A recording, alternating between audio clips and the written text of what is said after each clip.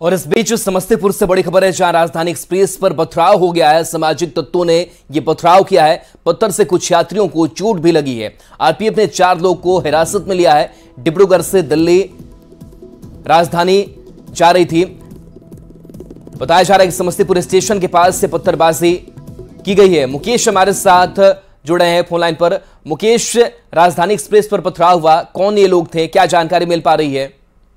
जी, ये सोमवार की देर शाम की घटना बताई जा रही है, जब डिब्रूगढ़ से नई दिल्ली जाने वाली राजधानी एक्सप्रेस समस्तीपुर स्टेशन पहुंचने वाली थी। उसी दौरान स्टेशन पहुंचने से पूर्व कुछ असामाजिक तत्वों के द्वारा पथराव किया गया। इसमें एक यात्री को चोट भी आई थी, जिसका प्राथमिक उपचार स्टेशन पर ही चिकित्सकों के द्वारा किया गया था। और इस मामले में आरपीएफ ने कार्रवाई करते हुए जिस जगह पे यह घटना हुई वहां के आसपास के 4 लोगों को हिरासत में लिया है, जिससे पूछताछ की जा रही है। इसमें अब ये साफ नहीं हो पा रहा है कि वजह क्या है पथराव करने का, और न ही इस मामले में कुछ रेल प्रशासन की तरफ से ही अब तक बताया गया। सिर्फ ये बताया पूछताछ की जा रही है। जब पूरा मामला सामने आया तो बताया जाएगा। जी चलिए, शुक्रिया मुकेश इस जानकारी के लिए आपका।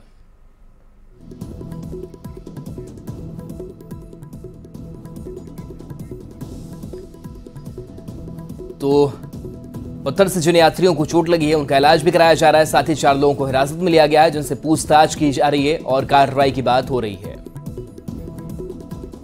खबर पूर्णिया से, जहां टीकापट्टी थाना के अचंडी गांव में बकरी को लेकर हुए विवाद में जमकर फायरिंग हुई। खास बात यह है कि अपराधियों ने भागने के दौरान पुलिस के ऊपर भी फायरिंग की। फायरिंग का लाइव वीडियो भी सामने आया है। आप देख सकते हैं कि 5 अपराधी भागने के दौरान नदी पार करते हैं और नदी से ही फायरिंग कर रहे हैं। सूचना मिलते ही दमदार एसटीएम और एसटीपीओ मौके पर पहुंचे और जांच में जुट गए हैं। स्थानीय लोगों ने बताया कि रविवार को एक किसान के खेत में किसी की बकरी चली गई थी, तो उसने बकरी पकड़ लिया था। उसके बाद दोनों पक्ष में तनाव बढ़ गया। इस बीच 5 अपराधी हथियार से लैस होकर गांव से पहुंच गए और फायरिंग करने लगे, जिसके बाद ग्रामीण उग्र हो गए और अपराधियों को खदेड़ने लगे। अपराधी हथियार लहराते भागने लगे और फायरिंग करने लगे, जिसके बाद से गांव में तनाव का माहौल है और पुलिस मामले की जांच कर रही है। उत्तरकाशी में यमुनोत्री नेशनल हाईवे पर निर्माणाधीन सलेवकारा टनल के अंदर फंसे 40 मजदूरों को निकालने की कोशिश लगातार जारी है। कल टनल के अंदर भूस्खलन में करीब 40 मजदूर फंसे हुए हैं। इसमें बिहार के 4 और झारखंड के 15 मजदूर भी शामिल हैं। अधिकारियों ने वॉकी टॉकी के जरिए टनल में फंसे मजदूरों से संपर्क साधा और बताया जा रहा है कि सभी मजदूर सुरक्षित हैं। वहीं मौके पर एनडीआरएफ, एसडीआरएफ के साथ पुलिस और फायर ब्रिगेड की टीम मौके पर मौजूद है और टनल में फंसे मजदूरों को निकालने के लिए मलबा हटाने का काम जारी है। ऑक्सीजन के पाइप को टनल के अंदर सप्लाई हो रही है। इसके साथ ही टनल में पानी की भी आपूर्ति की जा रही है। झारखंड के मुख्यमंत्री हेमंत सोरेन ने उत्तराखंड में फंसे झारखंड के मजदूरों की मदद के लिए रांची से 3 सदस्यीय टीम भेजी है। इनमें जय पार्टी के CEO Bhuvnesh Pratap Singh, joint labour commissioner Rajesh Prasad और दीप रॉबर्ट लकड़ा शामिल हैं। ये तीनों अफसर घटनास्थल पर कैंप करेंगे और झारखंड के मजदूरों तक पूरी मदद पहुंचाएंगे। वहीं आज 12 सदस्यीय केंद्रीय टीम भी उत्तरकाशी जाएगी।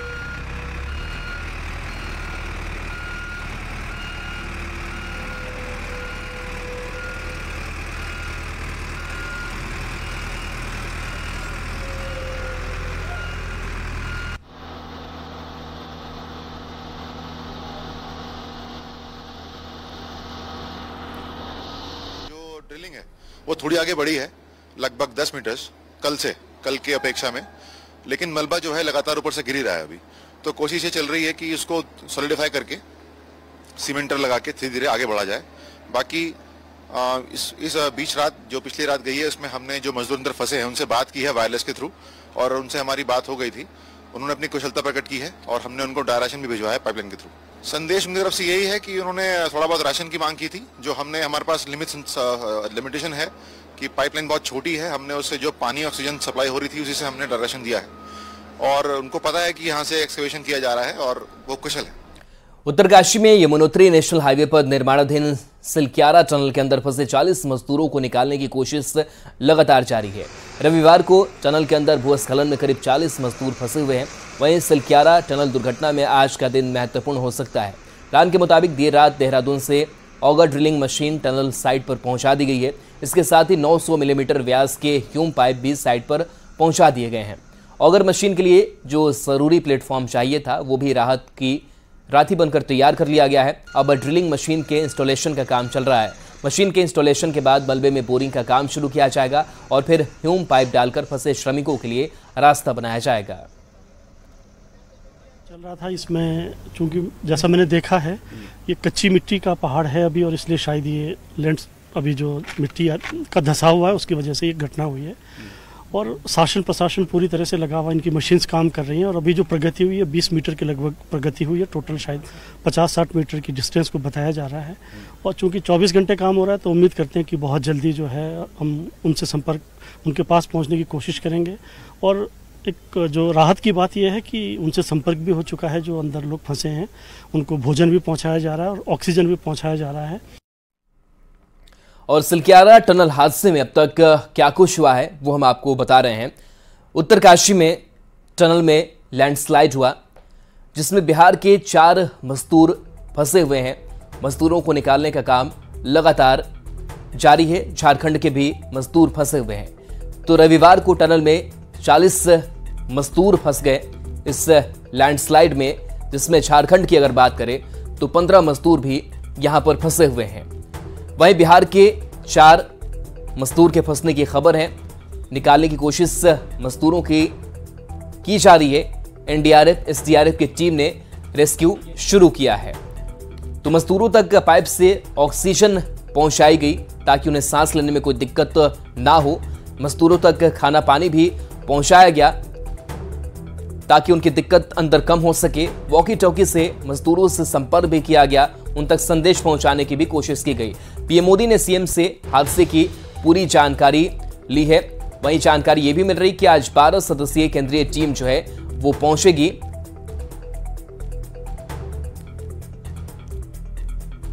तो ये पूरा जो हादसा सामने आया है उसमें अब तक क्या कुछ हुआ है वो हम बताने की कोशिश कर रहे हैं, जिसमें पीएम मोदी ने सीएम से फोन कर जानकारी भी ली।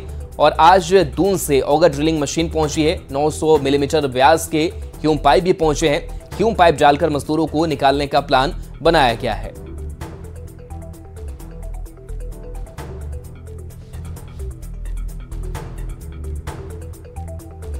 आरजेडी के वोट बैंक में सिंधमारी की बीजेपी ने बड़ी तैयारी की है।